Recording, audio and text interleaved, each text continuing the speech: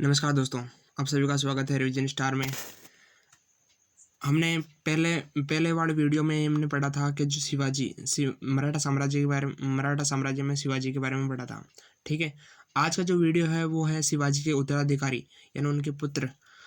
ठीक है, तो देखते हैं कि जो शिवाजी की मैंने पत्नी का नाम बताया था, साईबाई निमलकर बताया था। इनसे जो पुत्र की उत्पत्ति हुई थी उनका नाम है संभाजी, और संभाजी के बेटे का नाम है साहूजी। क्या नाम है? साहूजी। ठीक है, और शिवाजी की एक और पत्नी थी, उनका नाम था सोयराबाई। क्या नाम था? सोयराबाई। और उनके जो पुत्र हुआ उनका नाम है राजाराम। क्या नाम है? राजाराम। राजाराम के जो पुत्र है वो उनका नाम है शिवाजी द्वितीय।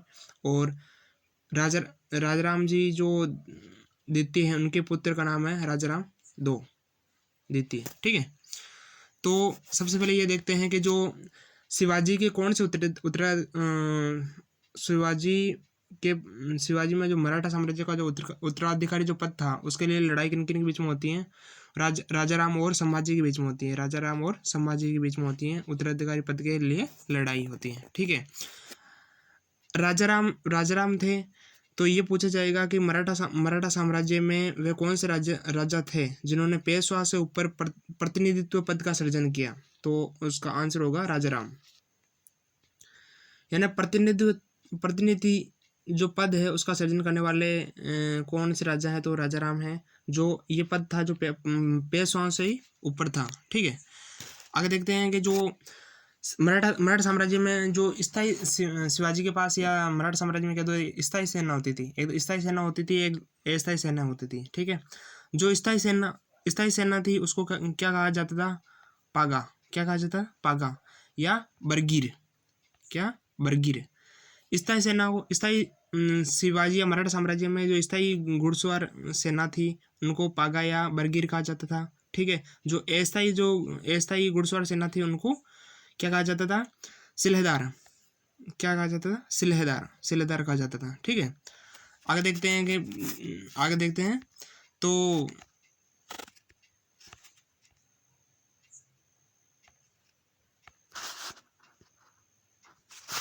कि शिवाजी आगे थे संभाजी आते हैं। जो संभाजी का जो कार्यकाल देखते हैं, शिवाजी बाद में किसका कार्यकाल आता है? संभाजी का आता है, जो उनके पुत्र हैं। ठीक है, इनका जो कार्यकाल होता है कब से कब तक है? तो 1680 से लेकर 1689 तक है। ठीक है, अब इन्होंने संभाजी ने क्या किया था?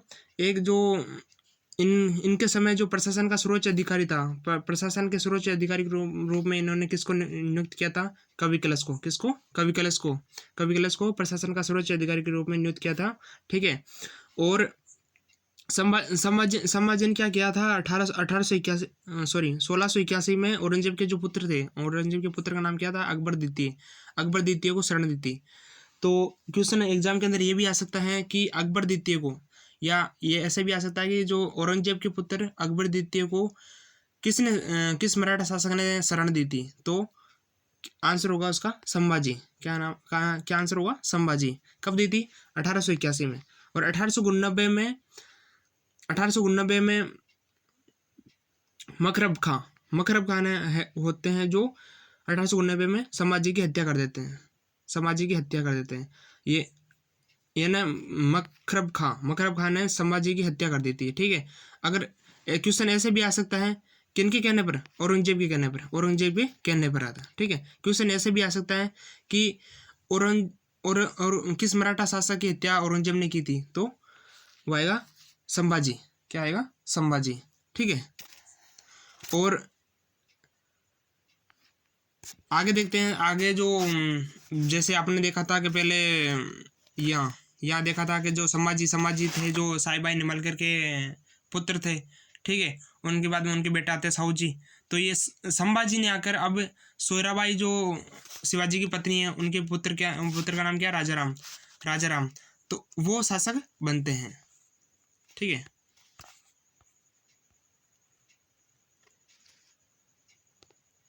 तो राजाराम का जो शासनकाल है वो कब है? 1689 से लेकर 1700 तक है। अब राजाराम की जो पत्नी है उनका नाम क्या? ताराबाई। राजाराम की पत्नी का नाम क्या है? ताराबाई। अब राजाराम थे जो संभाजी के बाद में आते हैं, ठीक है। इन्होंने जो पहले आपने पढ़ा था कि शिवाजी ने अपनी राजधानी किसको बनाया था, रायगढ़ को बनाया था। किसको बनाया था, रायगढ़ को। तो इन्होंने रायगढ़ से पहली राजधानी बनाई थी जिंजी। तो राजाराम के द्वारा जो पहली राजधानी बनाई थी उसका नाम क्या, जिंजी, ठीक है। तो राजाराम ने द्वितीय राजधानी किसको बनाया, तो सतारा को, सतारा या सितारा को बनाया था द्वितीय राजधानी। तो मराठा साम्राज्य के राजाराम ने पहली राजधानी किसको बनाया था, जिंजी को, दूसरा बनाया था सतारा को, ठीक है। और 1700 में क्या हुआ था, मुगलों से संघर्ष करते हुए राजाराम की मृत्यु हो गई। अब उनके बाद में उनके पुत्र का नाम है शिवाजी द्वितीय। राजाराम के पुत्र का नाम है शिवाजी द्वितीय। वो शासन की बागडोर संभालते हैं। जब ये शिवाजी द्वितीय राजा बनते हैं तब वे ओनली 4 साल के होते हैं। कितने साल के हैं, 4 साल के। तो इनकी जो राजाराम की जो पत्नी है ताराबाई, वो शिवाजी द्वितीय की सर्क के रूप में ये पूरा मराठा साम्राज्य की बागडोर संभालती हैं। और जब आपको बताया कि औरंगजेब की मृत्यु कब हो जाती है, 1707 में। 1707 में जब औरंगजेब की मृत्यु हो जाती है तो साहू जी थे जो अकबर औरंगजेब के अधीन थे, तो वो आज़ाद हो जाते हैं। तब क्या हो जाता है, साहू जी आज़ाद हो जाते हैं। और इनको आज़ाद कौन करते हैं, इनके आजम शहजादे हैं जो, वो उनको आज़ाद कर देते हैं, ठीक है। अब देखो ये आ सकता है कि क्वेश्चन के औरंगजेब की मृत्यु के समय शासक कौन था, तो शासक था शिवाजी द्वितीय, ठीक है। और औरंगजेब के समय सबसे बहादुर महिला कौन थी, तो वो आती ताराबाई। या मराठों में सबसे बहादुर महिला का नाम बताइए, तो उसका आंसर होगा ताराबाई। अब जब साहू जी औरंगजेब की मृत्यु होने के बाद में आज़ाद हो जाते हैं, तो ताराबाई और साहू जी के बीच में क्या होता है, युद्ध होता है। ताराबाई और साहू जी के बीच में युद्ध होता है। तो इस युद्ध को क्या कहा जाता है, ताराबाई और साहू जी के बीच में युद्ध होता है, तो उस युद्ध को क्या कहा गया है, खेड़ा का युद्ध होता है। कब होता है, 1707 में। और 1707 में किसकी मृत्यु होती है, औरंगजेब की मृत्यु होती है, ठीक है। अब इस युद्ध में साहू जी जीत जाते हैं, ताराबाई की हार हो जाती है, ठीक है। और ये क्या करते हैं, साहू जी सतारा में अपना राज्याभिषेक कराते हैं। और साहू जी पेशवा किसको नियुक्त करते हैं, बालाजी विश्वनाथ को। किसको, बालाजी विश्वनाथ को। और इन्हीं के समय ये पेशवा मतलब प्रधानमंत्री, ठीक है। और इन्हीं के समय ये, इनके बाद में जो भी पेशवा आएंगे वो क्या होंगे, पैतृक होंगे। पैतृक मतलब पीढ़ी दर पीढ़ी, ठीक है। अब साहू जी का कार्यकाल देखते हैं, क्योंकि साहू जी का राज्याभिषेक हो चुका है। तो साहू जी का कार्यकाल देखते हैं, तो 1707 से लेकर 1749 तक। कब है, 1707 से लेकर 1749 तक देखते हैं। तो मराठा साम्राज्य में क्या होता है, साहू जी और शिवाजी द्वितीय, क्योंकि ताराबाई की इनके शिवाजी द्वितीय, ठीक है। तो साहू जी और शिवाजी द्वितीय के बीच में एक क्या होता है, संगोला संधि होती है, ठीक है। और इससे क्या, इस संगोला संधि से क्या होता है कि जो पूरी जो पावर होती है वो पेशवा के अधिकार में आ जाती है। किसके हाथ में आ जाती है, पेशवा के हाथ में पूरी अधिकार आ जाती है।